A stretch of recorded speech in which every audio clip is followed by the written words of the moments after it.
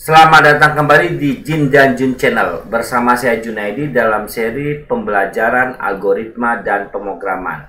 Guys, kali ini saya akan membahas tentang flowchart program untuk kasus menentukan bilangan ganjil dan bilangan genap. Oke, flowchart program untuk menentukan bilangan ganjil dan bilangan genap. Oke guys, jadi yang mau kita bahas itu adalah flowchart. Oke, program. Oke, flowchart bilangan ganjil dan bilangan genap. Oke, bilangan ganjil. Oke, ganjil dan genap. Oke, gitu guys ya, genap. Oke, nah ini yang mau kita bahas guys. Oke, nah sebelum saya membahas flowchartnya, saya akan mengajak teman-teman berpikir dulu bagaimana membedakan bilangan ganjil dan bilangan genap. Karena untuk bisa membuat sebuah alur flowchart menentukan bilangan ganjil dan genap, teman-teman harus tahu core-nya, intinya, bagaimana membedakan kedua bilangan tersebut. Oke, saya coba refresh dulu sebentar guys. Oke, artinya kalau angka 1, angka 3, angka 5, angka 7, angka 9, 11, dan seterusnya, ini kan merupakan sebuah bilangan ganjil, betul kan? Teman-teman udah paham lah ganjil, genap itu seperti apa, karena teman-teman udah pelajari ini dari SD, SMP, SMA gitu, mungkin kuliah juga teman-teman belajar. Oke, nah lalu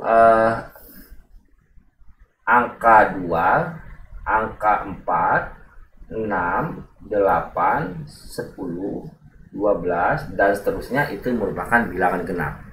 Betul ya? Oke. Nah, pertanyaannya adalah bagaimana teman-teman bisa membedakan bahwa 1 itu ganjil, 2 itu genap, 3 itu ganjil, 4 itu genap. Oke.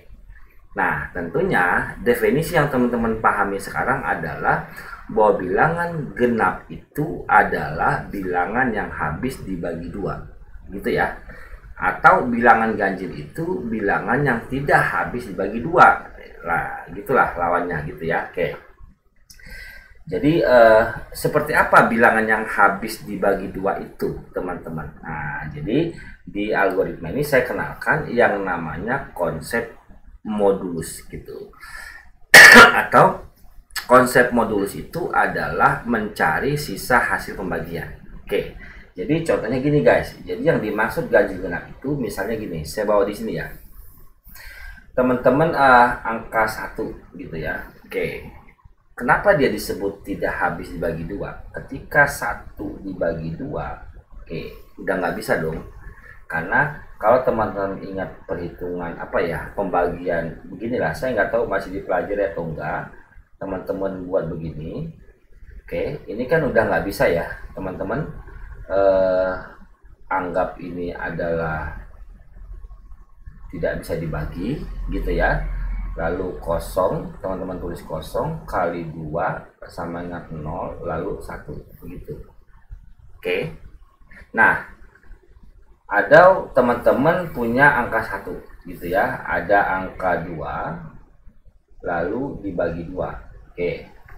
Nah, ini kan teman-teman ngitungnya begini, 1 kali 2 ketemu 2 maka 0 gitu ya. Oke, satu kasus lagi guys, satu kasus lagi, teman-teman punya angka 3 dibagi dengan 2. Oke, paham ya? Ini kan caranya, kalau kali 2 kan 4 lebih besar dari 3, nggak boleh dong. Teman-teman 1 kali 2, di sini 2 dikurang jadi 1. Oke, satu kasus lagi, saya bilang 4 dibagi 2. Oke, dibagi 2, 2 kali 2 4, 0. Oke, teman-teman, inilah yang dimaksud dengan habis dibagi 2. Jadi yang teman-teman cari adalah bukan hasil 2 ininya, bukan gitu, tetapi teman-teman lihat inilah yang namanya habis atau tidak habis dibagi 2. Oke, nah inilah yang disebut dengan sisa hasil pembagian, SHP, atau sisa hasil bagi Atau selanjutnya ini kita sebut sebagai modulus gitu. Paham ya? Modulus kita bisa singkat dengan mod gitu. Oke, atau secara simbol kita bisa bilang ini. Itulah tanda persen. Oke, paham ya konsepnya? Jadi, untuk bisa menentukan dia ganjil atau genap, teman-teman harus cari berapa sisa hasil pembagiannya. Oke. Nah, sisa hasil pembagiannya itu inilah yang kita sebut sebagai sisa hasil pembagian. Oke. Nah, kalau memang sisanya 0, maka dia adalah genap. Oke. Kalau sisanya 1, maka dia adalah ganjil. Oke. Paham ya? Ini konsep dasar, teman-teman pahami dulu. Oke. Kalau teman-teman sudah paham, ya udah. Berarti untuk mencari sisa hasil pembagian itu, teman-teman bisa bilang begini, misalnya 4 mod 2 gitu. Berarti 4 mod 2, ini tadi 4 mod 2. Ini 4 ya. Ini 4 mod 2, hasilnya 0. Ya, sama dengan 0 berarti gitu. Nah, inilah yang namanya SHB. Atau teman-teman bisa tulis 4% 2. Ini sama aja artinya dengan 4 mod 2 sama dengan 0. Paham ya? Nah, ini yang mau kita tangkap. Berapa SHB-nya? Paham ya? Oke. Kalau sudah, saya bahas di sini sekarang nih guys. Tolong perhatikan. Oke. Berarti kalau kita bicara flowchart, tentunya teman-teman masih ingat dong simbol-simbol flowchart. Oke. Untuk mengawali sebuah flowchart, ya udah saya buat simbol mulai. Oke, mulai. Oke, mulai. Udah. Lalu ada simbol persiapan. Nah, dalam hal ini kita variabel. Kita membutuhkan variabel bil dan variabel h. Gitulah. Oke. Variabel bil itu untuk menampung bilangan berapa yang mau ditentukan ganjil atau genap. Variabel h untuk menampung modnya ini, sisa hasil pembagian ini kita simpan di variabel h. Oke.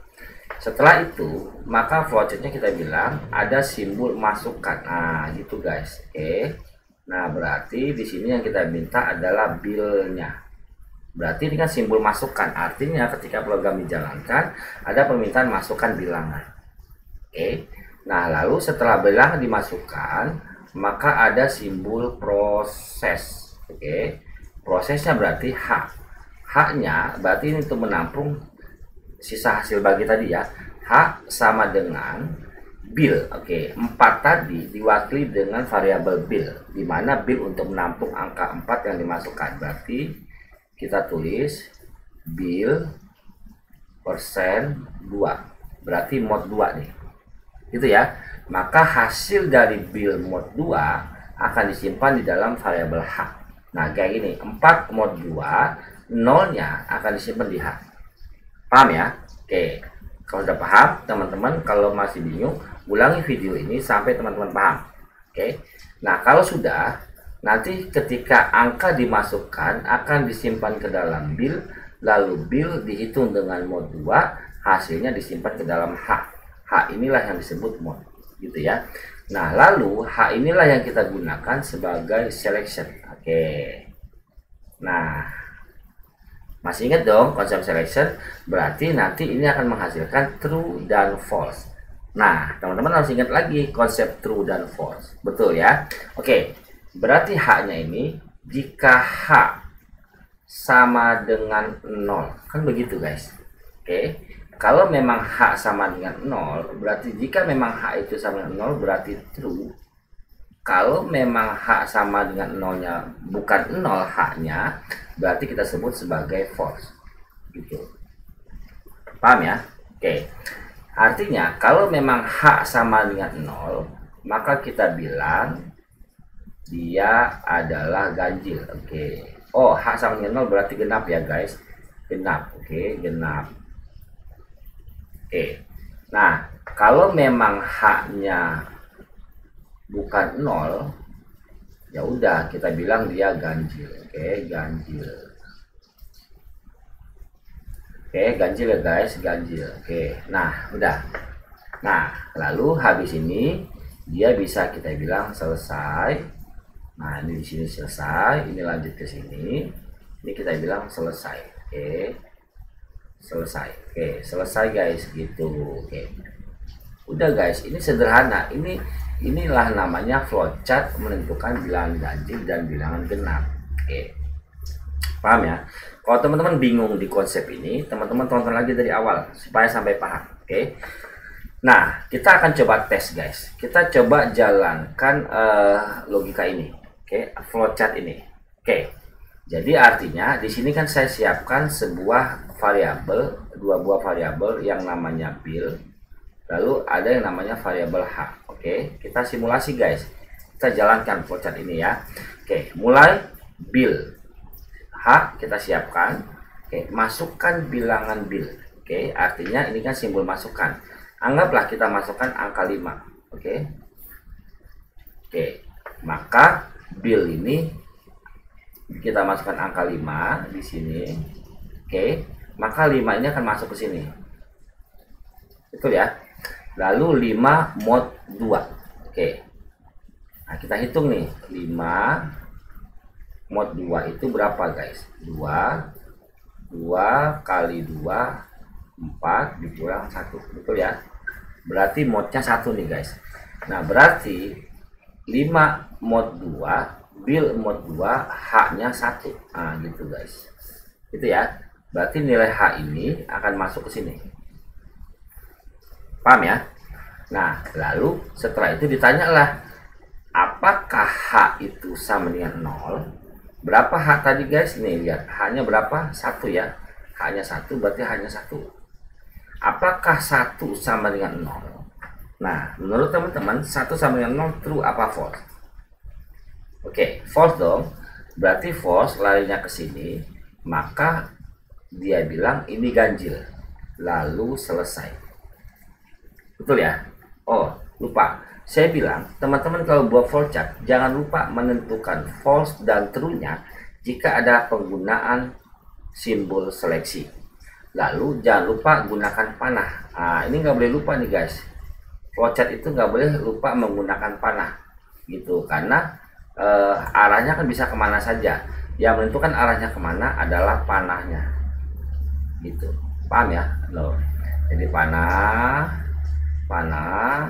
walaupun begini panah. Oke. Oke guys, kita coba kasus kedua. Ini kan tadi 5. Oke. Kita masukkan 7. Oke, kita bilang ini saya coret nih guys. Ini saya coret sekarang. Coret ya.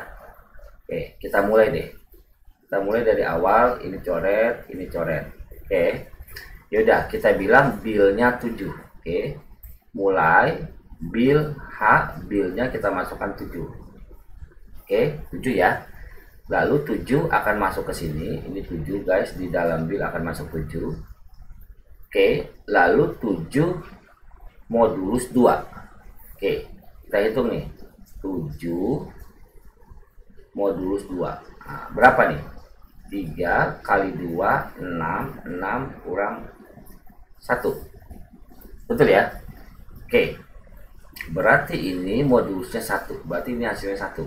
Gitu. Oke, H sama dengan 1, maka masuk ke sini. Paham ya? Nah, lalu bill 7 modulus 2 tadi hasilnya 1. Lalu tanya, apakah H sama dengan 1? Ini kan 1 tadi ya. Oke. H sama dengan 0.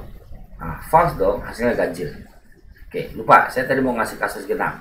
Ya udah, berikutnya saya kasih kasus yang ketiga guys. Oke. Kasus yang ketiga, saya anggap ini adalah bill-nya 6. Oke. 6 ya. Lalu 6 kita masukkan ke sini. Lalu 6 pindah ke dalam bill. 6 modulus 2, berapa? 6 modulus 2, 6 modulus 2, 3 kali 2, 6, hasilnya 0. Betul ya? Nah, 0 inilah yang masuk ke sini, maka ini menjadi 0 H-nya. Lalu ditanya, H sama dengan 0, 0 sama dengan 0, sama dong, true dong. Nah, berarti true. Berarti keluarlah genap, lalu selesai. Maka angka 6 itu adalah genap, Oke, genap ya, genap. Oke, kemudian ini 5 itu adalah ganjil dan 7 itu adalah ganjil, betul ya. Oke guys, flowchart ini setelah kita uji coba dengan simulasi angka, hasilnya benar guys. Ketika kita masukkan 7, maka hasilnya ganjil. Ketika kita masukkan 5, hasilnya ganjil. Ketika kita masukkan 6, hasilnya genap. Oke. Nah, inilah flowchart program untuk menentukan bilangan ganjil, bilangan genap, guys. Oke. Nah, ini pengembangan kasus dari materi flowchart program sebelumnya. Kalau sebelumnya kan kita bahas tentang logika memasak telur dadar apa nasi goreng gitu ya. Nah, kali ini saya masuk pada real kasus menentukan ganjil dan genap. Seperti ini flowchartnya. Oke guys, terima kasih. Tonton video ini kembali kalau teman-teman belum memahami konsep dasar dari bilangan ganjil, bilangan genap. Oke, sampai ketemu pada video berikutnya. Jangan lupa selalu jaga kesehatan. Jin dan Jun Channel mohon pamit.